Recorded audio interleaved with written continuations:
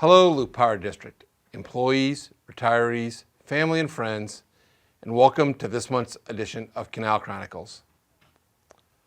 I often think about how great of a community it is to live in Columbus and in the four-county area that Loup Power District serves. I first moved here in 1982 with my parents when my dad moved out here for a job change. I happened to be in college at the time, and I thought, golly, it was a pretty neat community to be in at that time, and I had a lot of great summers here while I was still going to college, and then after college I moved back here. Met my wife here, we got married, and had a couple kids, and then we moved away in 1992. Came back in 1996 because I thought about what a great place it would be to raise our children and what a vibrant community Columbus is. And it really has been. If you think about where we've been since 1996 in the Columbus community, ADM was just a small 20 megawatt outfit. Now it's this huge 120 megawatt outfit that produces all sorts of ethanol and other byproducts. We've also had all the additional manufacturing that's grown along the Highway 30 corridor east of Columbus, and some of the growth we've seen in some of our other communities with preferred sands out in the Genoa area, the ethanol plants up in Albion, the ADM facility in Fullerton, and what's gone on in Humphrey over the last several years and the growth that they've seen as we've seen Highway 81 expand to 4 lanes over the years since I've been back in Columbus. It really is truly amazing to think about all the great things that Columbus and the four-county area has, and it really revolves around a lot of the things that Loup Power District has done over the years. We're a vibrant part of all of our communities, and it's really exciting what we have done and what we have managed to do since we've been an exception back in the early 1930s. At today's board meeting, the board and management had a long discussion regarding broadband issues in the Platte County area. In February, Platte County, Loup Power District, and Stealth Broadband filed a memorandum of understanding for bringing a high-speed broadband to rural areas of Platte County. In late February, Stealth filed 5 applications with the Nebraska Public Service Commission trying to obtain additional funds out of the Nebraska Capital Projects funds to bring broadband to these areas.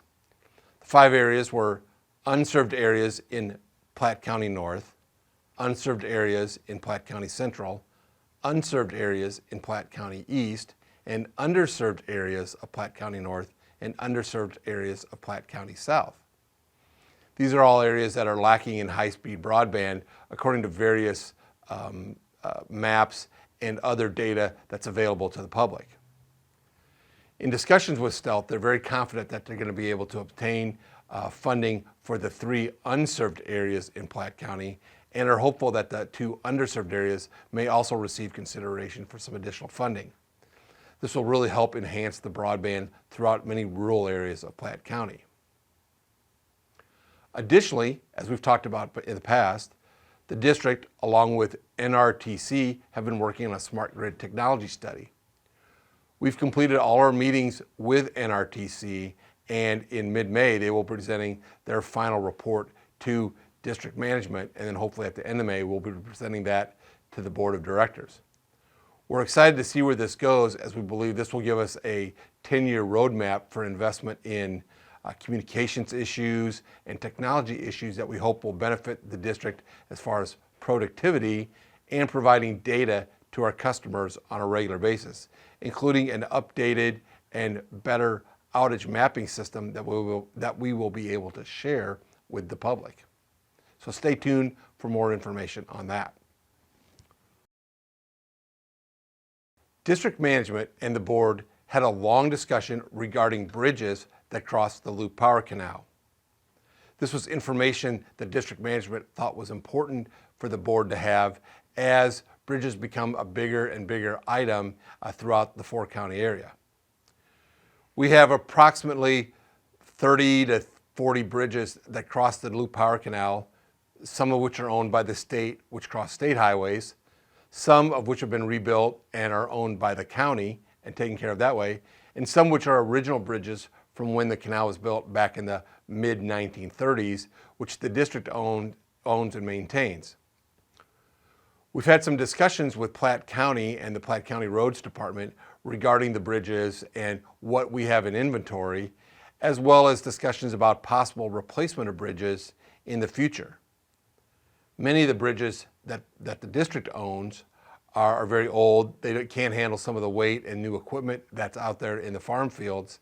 And we have some concerns about farmers and other landowners being able to use those bridges on a regular basis. The Platte County Roads Engineer is going to be putting together an inventory report for the Platte County Board of Supervisors, which they will also be sharing with the district. And we hope to be able to use that to work with Platte County to come up with a bridge replacement program that we can all live with. Over the past several weeks, district management has been in discussions with certain of the district's large customers regarding carbon-free goals and sustainability goals that these customers have on a corporate level. We've been working quite a bit with Nebraska Public Power District on these carbon-free goals and are interested to see where our industrial customers are wanting to head with regard to that. Many of them have specific sustainability goals. We know over the past several years working with BD Medical that they have certain goals that they need to meet from a corporate perspective. Plus, these customers of ours, such as BD Medical, are getting pressure from their customers to have a more sustainable product. We're seeing more and more of this, and you can hear more and more of this as we go toward more renewables and more carbon-free type energy sources.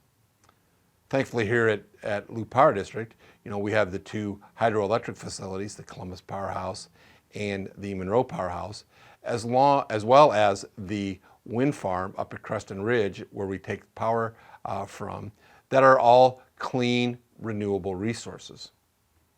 It's interesting to note what some people call renewable and what they don't. Obviously, we work very closely with NPPD on this. They have a number of hydroelectric resources, as well as a lot of wind resources. But of course, their big carbon-free resource is the nuclear power plant at Cooper Nuclear Station.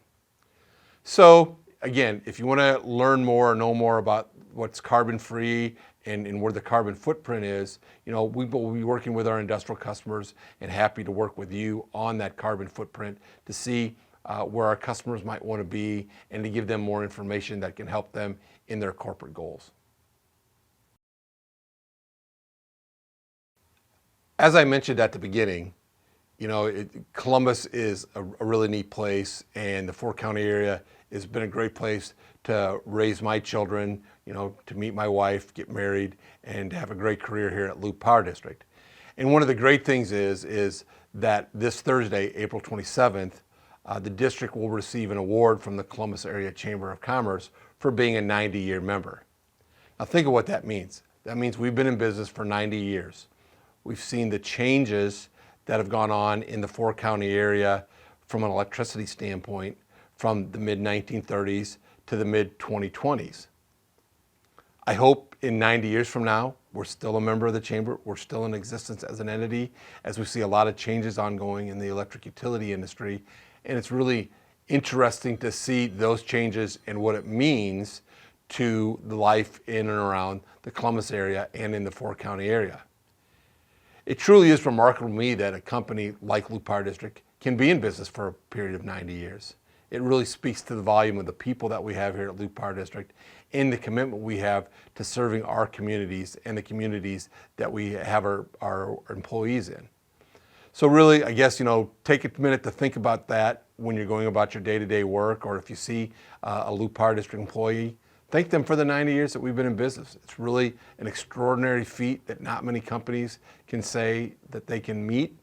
And we're really excited about the past 90 years, and we're really excited about where the next 90 years will take us. So with that, and as always, stay safe and be happy.